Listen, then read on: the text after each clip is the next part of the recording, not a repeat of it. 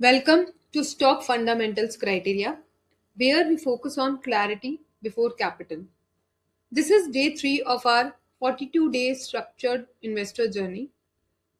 So let me, conclude the previous two sessions. On day 1, we understood asset, what a company owns basically, and on day 2, we decoded asset turnover that shows how efficiently those assets are generating revenue, right? Now today we move to something extremely important, that is annual revenue growth.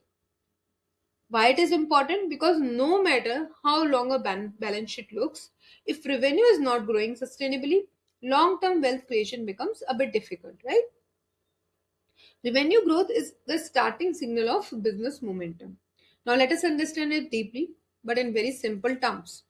Annual revenue growth measures how much a company's sales have increased compared to the previous year. So, we have a very simple formula: current year revenue minus previous revenue divided by previous year revenue multiplied by 100. Once again, let us explain in a more simpler terms. Let us assume a company has a sales of 1000 crore previous year, and this year it is 1200 crores. So the annual revenue growth will be 20%, right? This means demand for the company's product or service has increased. Now, once again, we can conclude that revenue growth tells us, is this business is expanding or not? Is the company capturing more market share? Is industry demand rising? Is pricing power improving? Correct. So revenue is the top line of the company, and everything else like margins, profits, returns starts from here. Right. Now, next question is why revenue growth matters a lot.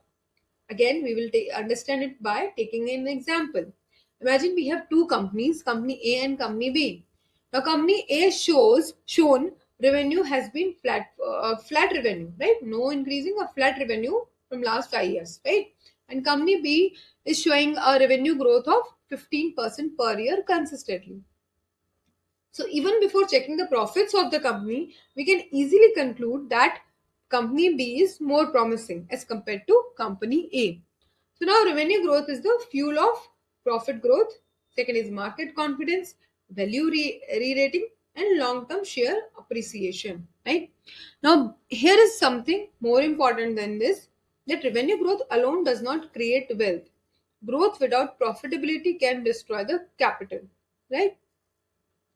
So if revenue is growing but expense are rising faster, profit may not grow. Correct? So structured investors never look at revenue growth in isolation.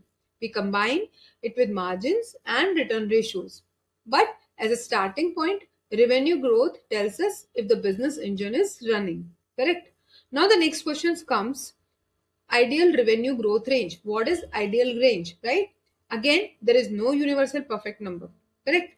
It only and only depends on the sector and the company maturity. But broadly, 5 to 10% says that it is a mature and stable company. 10 to 20% denotes that it is a healthy growing company, and to about 20% it clearly shows that high growth phase is going on. Correct? However, be cautious for extreme spikes. If revenue jumps 80% in 1 year, ask, was it one time? Was it commodity price driven? Or was it acquisition driven? Right? So we have to focus on these points also. Correct? So consistency is more powerful than 1 year explosive year. Hmm? Market rewards predictability, investor trusts stable growth more than volatile growth. So keep all these pointers in mind while you are analyzing the stocks, correct? Now, once again, it also differs from sector to sector. For example, FMCG companies like Hindustan Lever usually shows moderate but consistent growth. That is around 8 to 12% per year. Correct? Not dramatic but stable. Now compare that to commodity companies like Tata Steel. In some years, revenue may grow 40 to 50%. Next year, it may decline. Why? Because commodity price fluctuates and it directly impacts companies like Tata Steel. So if you are comparing FMCG growth with steel growth, you are misinterpreting the numbers. Correct? So always compare within the same industry. Now next question is how to check revenue growth. To check revenue growth, you can use screener.in.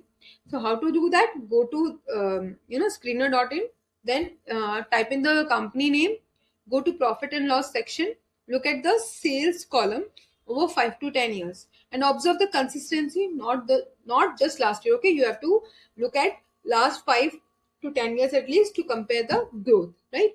And the better approach is look at 5 years sales growth percentage. Long term growth tells more than short term spikes, right? Now let's compare red flags and green flags for this growth.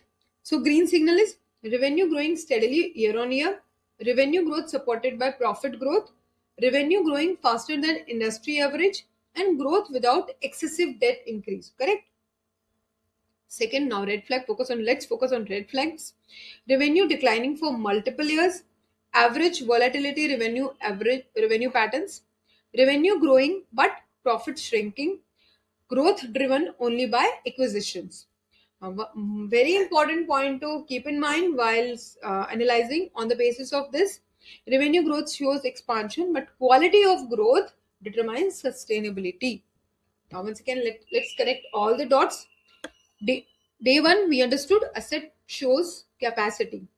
Day two, asset turnover shows efficiency. And most importantly, revenue growth shows momentum. So, if a company has strong asset base, improving asset turnover, consistent revenue growth, then that is a powerful structural combination.